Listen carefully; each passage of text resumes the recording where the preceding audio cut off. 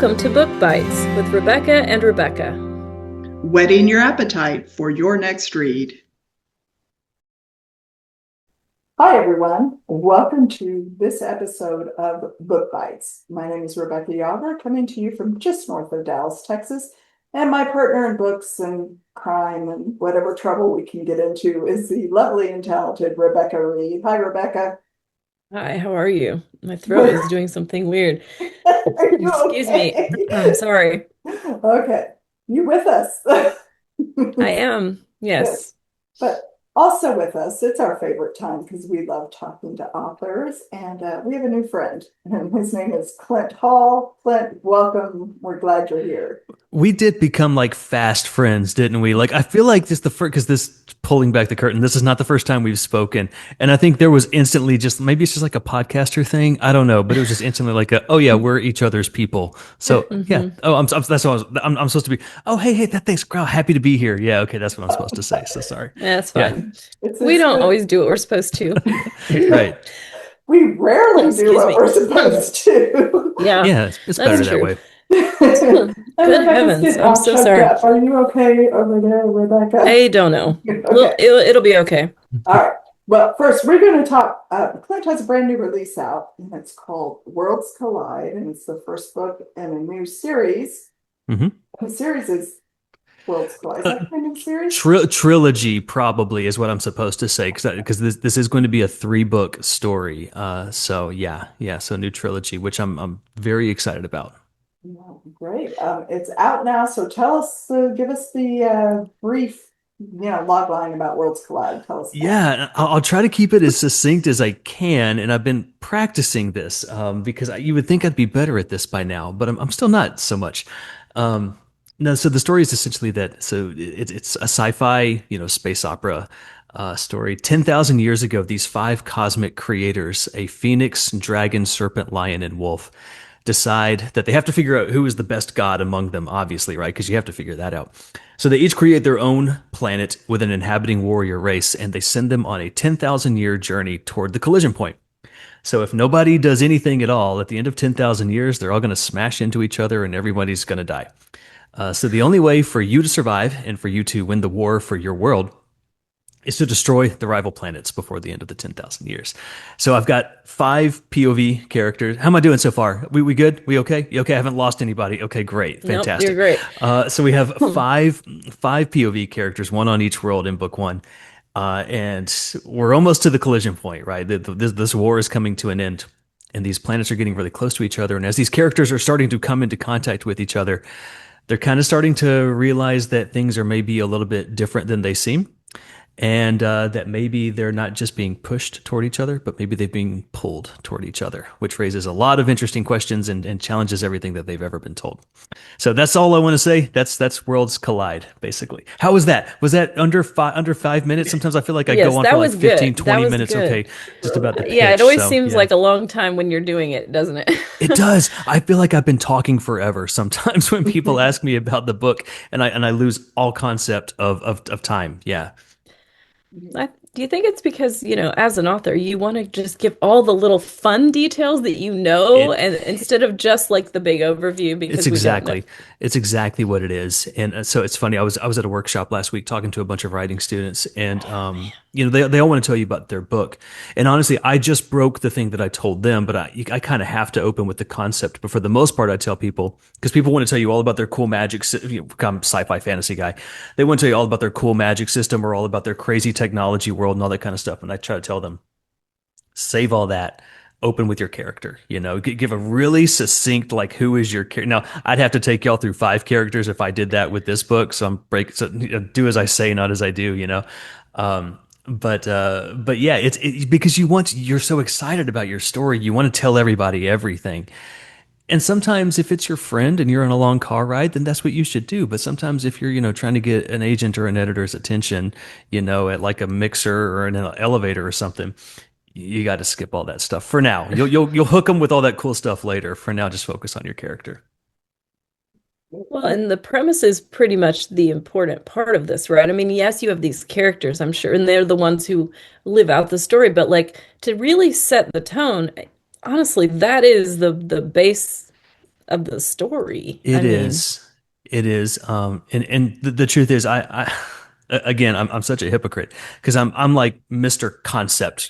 All of my books so far have had like these sort of big kind of hooky concepts, but really though, when it comes down to it, it's all about the characters. And matter of fact, this mhm, story sort of even started with as a character study for me. I was reading a book that was talking about the various types of heroes, and you have like the cunning, the cunning hero, right? And then you have the hero with a code, and then you have like the dashing muscular hero, and you have the tragic hero, and you have all these different kind of things.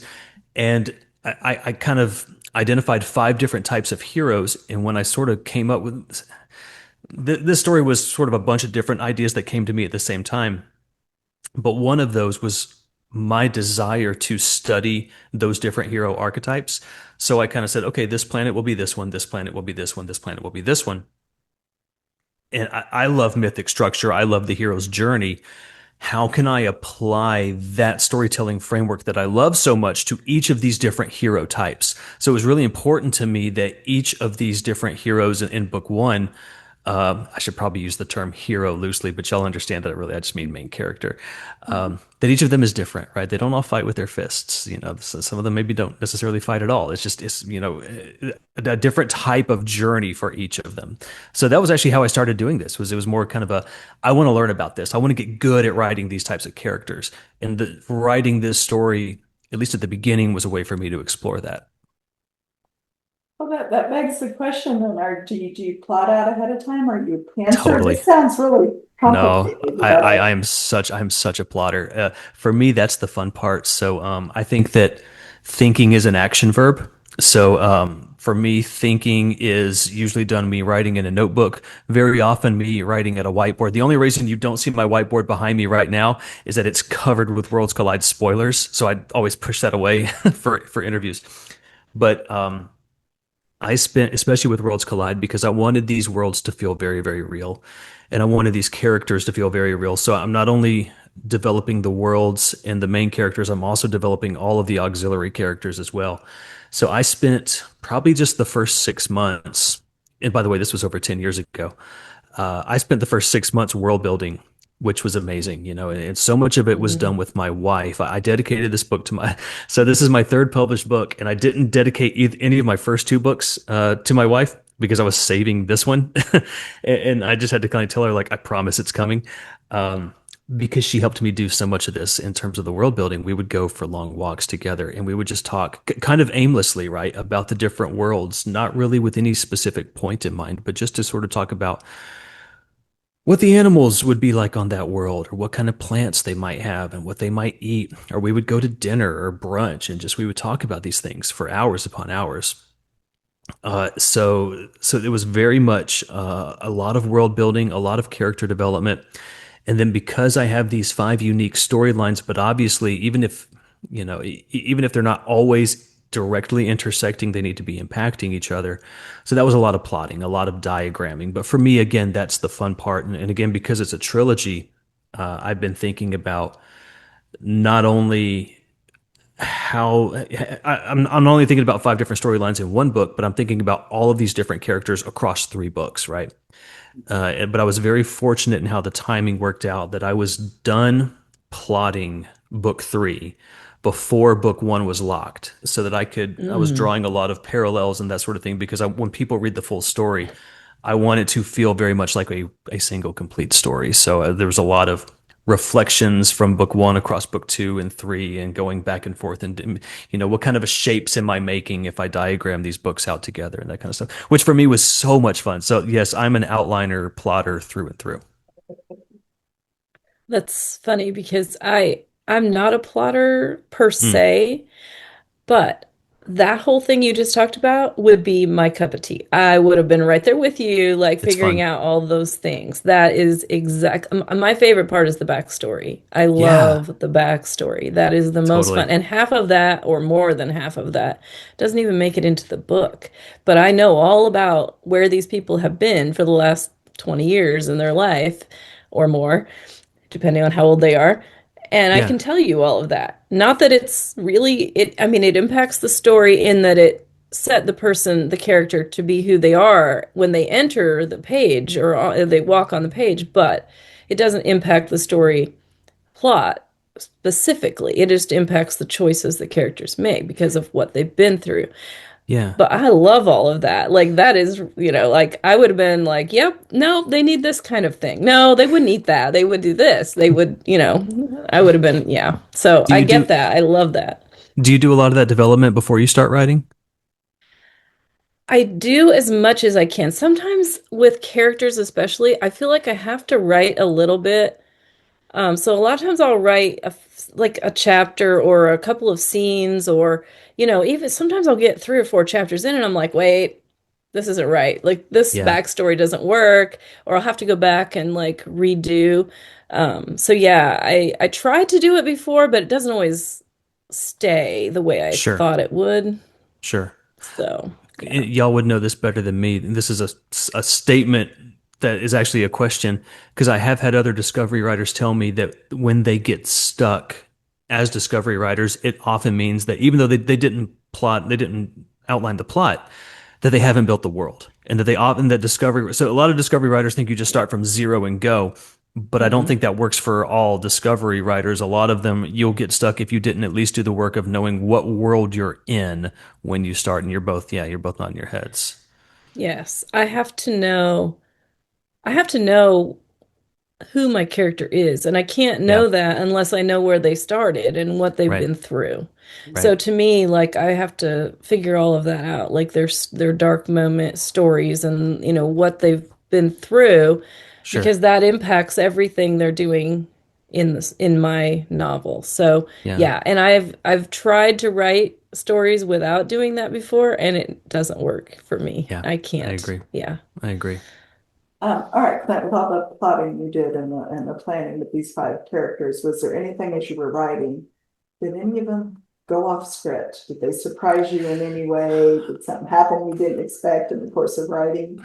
Okay, so it's for one thing, it's hard to remember because again, book one I wrote over 10 years ago, and I've had a long publication story with this book. Um, But the short answer is I don't think so. And I'm kind of jealous of when writers tell me that that happens to them. My characters do what I tell them to.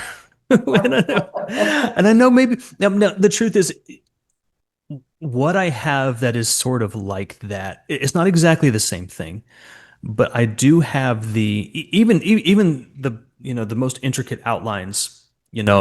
They fall apart a little bit once you start writing, and I'll run into problems. And what I do often have are the eureka moments, and normally they happen. Mhm. I'll be working, working, working. It's terrible. It's terrible. It's terrible. It's not working. Not working. I'm exhausted. I usually write at night after we put the kids to bed and everything. Um, and I'll get up and I'll go upstairs. And this seems to work especially well if I don't distract myself. If I don't put on, because I'm bad about, I'll just put on a podcast immediately as soon as I get up, that sort of thing. If I let my mind be quiet, or maybe just like listen to just like instrumental music or something, I'll get up and I'll go, finish the dishes or whatever and go brush my teeth and start getting ready for bed. And an idea will just hit me out of nowhere, right? And I think it's that your subconscious mind was still sort of working on the issue. So I do get surprises, but it's often more like that. It's often more Mhm. like an idea of something that could happen. And I guess it could be a character going off script or surprising me now, the more that I think about it. But it doesn't usually happen while I'm writing. And it's usually something more like finding a solution to a problem. And then often, and what's amazing about it is not only does the solution fix the problem, but you realize that it makes the story so much better than you had hoped. When it's not just a fix, it's a boost. It's a Mhm. um, those are the moments that are the absolute best, when it just comes to you out of absolutely nowhere. And by the way, just for anyone listening, when that happens, write it down. You will not remember it the next day. You will promise that you will. You will not. So write it down or put it in your phone or do whatever it is you have to do to capture that moment because otherwise it will slip right out of your head. Totally agree with that because that's happened to Absolutely. me before. And Yep. yeah, I've learned my lesson. I've had like Yeah. the perfect dialogues in my head and thinking, oh, I'll remember them. No, no, you don't. No, no, you won't. Yeah, yes. Yes, the glamorous world of writing, folks. Yeah, right. Yeah, no. It's the sound of your phone tapping in the dark and my wife being like, "What are you doing?" I was like, "I got to get this down. I can't Writing forget this this down. idea." Yeah. Gotta get it down now. Yes. Yeah. Yeah. Yeah. Absolutely. Totally. Yep. I thought you had a I thought you question. had something to say. I no, Do y'all I do that? Do y'all's characters surprise you? Like while you're writing, do they just do? exact no, not I'm more like you. Okay. I'm the same. What you were saying, I would say exactly that happens to me, and I'm terrible because I'm an audiobook listener, so Yeah. I have to force myself to be like, no audiobooks. You're working Yeah. on a story and you have an issue. You have to go Right. do chores or do something Right. else like dishes or take a shower or go Yes. walk the dog or something like that and let yourself work on the problem. And Or like yes, the exact same thing happens. I'll be like, that's it. it's Or I'll those figure things out, they yeah. put you in flow state or something where you're not really thinking about anything, but you realize that maybe some part of your brain still was. And it's Hmm. incredible. It's amazing. Yeah. Yeah. So Same for no, you, that's Becky? that's the same. Yeah. I've had characters kind of go off, but I like what you say about the eureka moments because I think that is Hmm. actually more accurate. Yeah. With I planned for my character to do this, but they did this instead. Well, that's the moment that's going to solve the problem in the story. Right. The eureka Right. moment. So yeah, I Yeah. agree with that. I like how you phrase that. Hmm. So anyway, the book is Worlds Collide, but I think we have Yes. to give a mention to your previous book, Echo Nova. It is a Hmm. finalist in the ACFW Carol Awards, so It is. congratulations Thank to you. you on that. That's an awesome achievement. And Rebecca really loved the book. She Yes, you did have to well. read Echo Nova, and then you can read Worlds Collide too. Of course, I haven't read it yet because it's not out when I'm recording this. Oh, Hmm. Ziva showed up. Hello, that's Yeah. Eva. Um, Look at that puppy. so Wow. She's yes, she's a she's frequent a visitor of she's a big ours. dog. She's Yeah. she's huge. Look at her. She's right there with you. Yes. Well, oh Yep. Yeah. man. Anyway, but you were talking about those big concepts. Well, if you like big concept books, Echo Nova is another big concept book. It And is. the premise of Echo Nova it blew me away. I was just like, wow, like this is sci-fi and historical and I a guess so. romance. Yeah, a little bit of And it that. has all of those things. It So, does. don't be thrown off by the sci-fi part because there's so much more to it than sci-fi. Right. And to me, Echo Nova, I can see why it's a Carol finalist because to Mm. me, it reminded me of the older sci-fi Hmm. where they were writing, but there's a commentary on the world now. Like it totally is a commentary on consumerism. Tell me if I'm Yes. wrong, but But it was a total consumerism, accident. It was a total accident. But yes, you're exactly right. that's and Yeah. it just yeah, I mean, and just you can look at what's going on in Echo Nova and be like, wow, this is something that could literally happen to us in a not too far Oh, distant sure. future. Sure. It's Yeah. so realistic and but the premise is so cool because of the time travel element. So if you like time travel, that's Hmm. another reason to get Echo Nova. But I love the writing, and if you're an audiobook person, the narrator is fantastic. So He's fantastic. Yeah, with that in Echo Nova. So, and for people who don't know, so Echo Nova basically is, and I won't go into how time travel works. Although, just so people know, I write very like accessible sci-fi. It's a real yeah. simple time travel system. But the only thing that you really need to know is that the past changes to the past don't impact the present. Uh, my main character is a high school dropout who becomes the star of a reality series that sends him on adventures through time. And but these adventures are sort of broadcast back to the present. He's what's called a time star. So he's going back and he's having all of these adventures. But because it doesn't affect the present, the government of the world, the governments, I should say, of the world, sort of decide that because it doesn't affect the present, then it's not real. And people can buy time in moving segments, and they do whatever they want with it.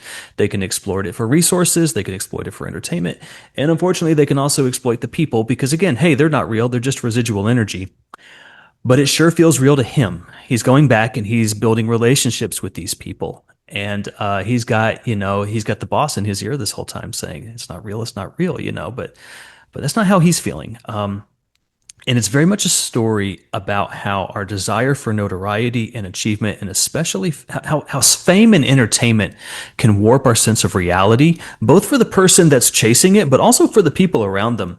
And I Hmm. had this interesting experience, and this was a total accident. When I was writing this, I was watching a documentary about O.J. Simpson, and it was that part on the Bronco chase. And I won't go into all the details, but if you know, you know, right? What was going on during the Bronco chase, which is a very, very serious time, a very, very serious thing that's happening.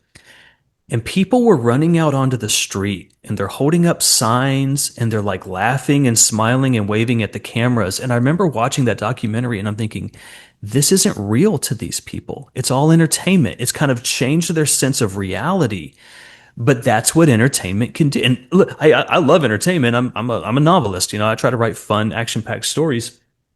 But I kind of realized like that's what's going on in this story is that fame can really warp our sense of reality for others and for ourselves, and it can also, if we're not careful, it can damage our empathy for other people. Now, if all that sounds like really heavy, and Rebecca, I think will attest to this, this is also just a super fun sci-fi story with samurai and dinosaurs and pirates and all kind of cool Yes, stuff. it is. So It is super fun. it is not a I meditation on consumerism or No, it anything is like just that you get that out of it. I mean, and it's kind of it's one of the, it's almost like an aftertaste. You know how you it drink is. something and then you get that after you're done. You're like, oh my goodness, and you kind of see it then.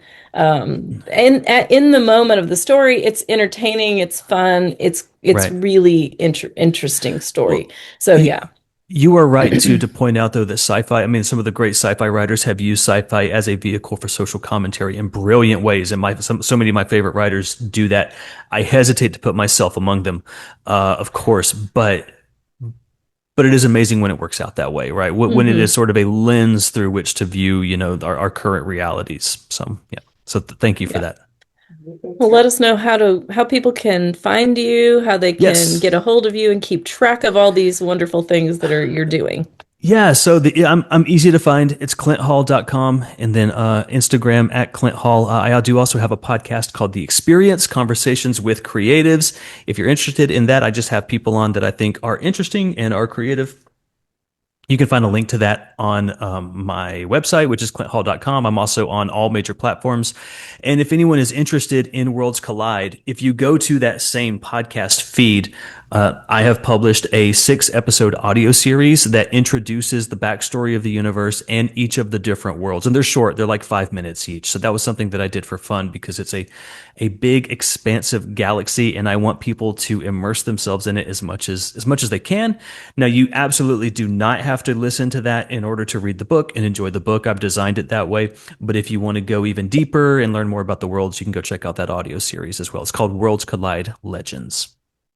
Oh, I love that. Cool. Actually, little that feels like a bonus with that. Well, we It is. appreciate It it. is. Yeah. Worlds Collide is out right now, so y'all pick it up. And obviously, I don't know the release last year, and so become a fan of Clint's. Go to clinthall.com and pick it up today.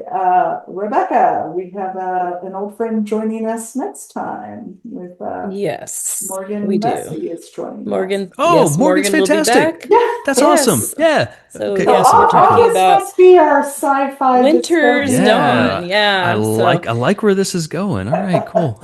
I do too, personally. She's trying to reform me, I'm Clint. Get me There we go. directing more. We'll get you. Yeah, we'll skewing get you. the Okay, cool. skewing the Yeah. feed here. Right. But Fantastic. yes. And then you can find out anybody, our schedule on rebeccaandrebecca.com, and you can find us also on all the platforms. We're on Instagram and Facebook and wherever podcasts, or we're also on YouTube, so you can find us there. And we'd love to hear what you have to say. So if you have a comment or would like to join in the conversation, see kind of talk about some what you think is exciting about sci-fi or fantasy or books in general, we'd love to talk to you, and we'll answer all the comments, and we just conversations are fun. So that's what we try to have here. So until next time, we will see you, and thanks for listening. Take care, everyone, and thank you, Clint. Thanks for having me. Take care.